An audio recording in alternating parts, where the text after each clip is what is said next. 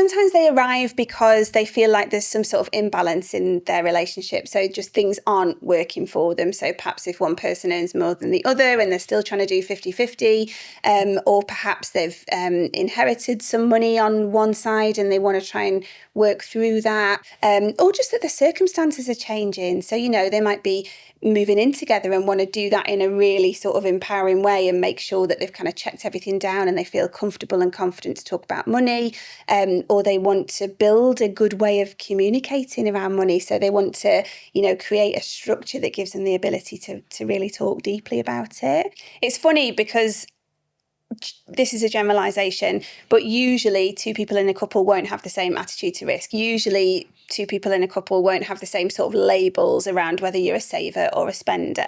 And you kind of use those labels almost to like blame each other for certain things. So definitely, whether it's a sibling relationship, whether it's a couple relationship, whatever the dynamic is, you get labelled something and then that label sticks on you until you sort of say, I've had enough of that label.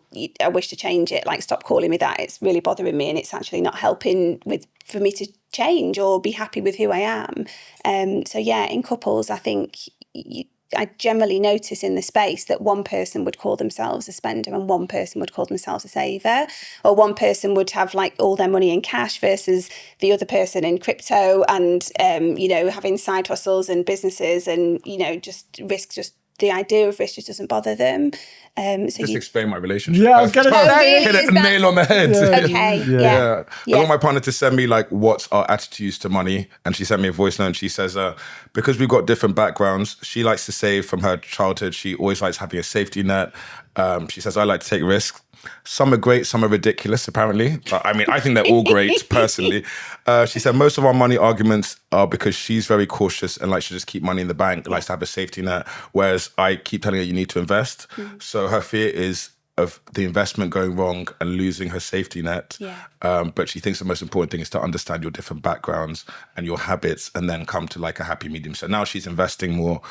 She still doesn't like taking risks, but things like, it depends on the type of investment. So she doesn't want any crypto investments. I love crypto investments, but she's happy with the LISA investments we do, the pension. So it's just finding the happy balance for both. And she knows I'm still going to do risky investments, but she won't herself. So we're very different. It's just finding the middle ground. Do you find You're absolutely right. Do you find that like there's a counterbalance? So if one person, T is risk on, let's say that, would it be fair to assume that his partner might then go the other way because they feel that they need to counteract them? They might not even be that way necessarily. Yeah, and I think where it can go, so that you've just described sounds great. You're meeting in the middle, you're understanding how each other works. So you're not trying to stop each other from being who you are. You're understanding and you're maybe countering each other's risk by one of you being tremendously safe and the other taking more risk.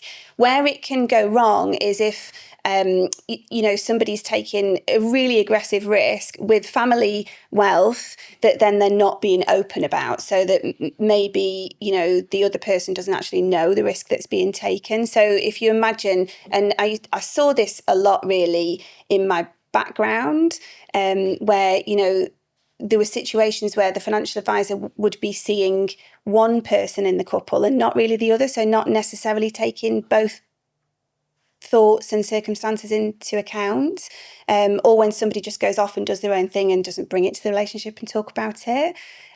So if it's been hidden, so if you're taking lots of risk and you're actually losing some money, but you're not telling the other person because you're nervous, and then you're chasing you're kind of chasing and taking even more risk because you don't want to be honest about the money that's been lost. So you're trying to recoup it, which is just the worst space to be in. And then that becomes very difficult from a communication perspective because more and more and more then just becomes hidden in the relationship. And the person that's kind of not aware of what's going on is wondering why everything's become so stressful, and the partner doesn't want to talk about money and is getting really stressed. But because they are holding some shame around it, they're not sharing. They're not really saying exactly what's going on. So that's where being opposite ends of the scale can go wrong, when the communication fails. I got scammed for $8,000 in crypto, and it took like 6 months for me to tell her. You got all the stories, mate. Mate, I've been through it. But yeah, it was while we were doing the podcast. Like, sounds like she's been through it now.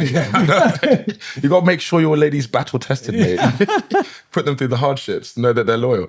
No, but yeah, I've eventually told her. But those 6 months, it was just like, like you said, it's Lots like of the guilt, shame. the stress, the shame. You're like, it's fine if I make this money back, they'll never have to tell her. I'm like, oh look, I made $2,000 instead of I lost $8,000. But then eventually, like once you tell them, it's like, oh, the weight's gone, and then you're like, weight. and they don't judge you as much. They're like, it happens. Like they're like, thank you for what took you so long telling me. So it's kind of like, but I understand if you lost a lot more, or like something that really affects, like if you can't pay the rent, for example, it's, you know, the stress is gonna like outweigh exponential. Exactly that, yeah. So if one person is essentially taking control of everything and they do something that perhaps wasn't the right decision on reflection, but they don't talk about it, the other person's just totally in the dark, you know, and is not aware of what's going on. So I get what you're saying around that relief of suddenly saying, okay, I've lost $8,000, like this is the reality of it. And I understand as well why your partner might have been like, well, why is it taking you so many months to tell me?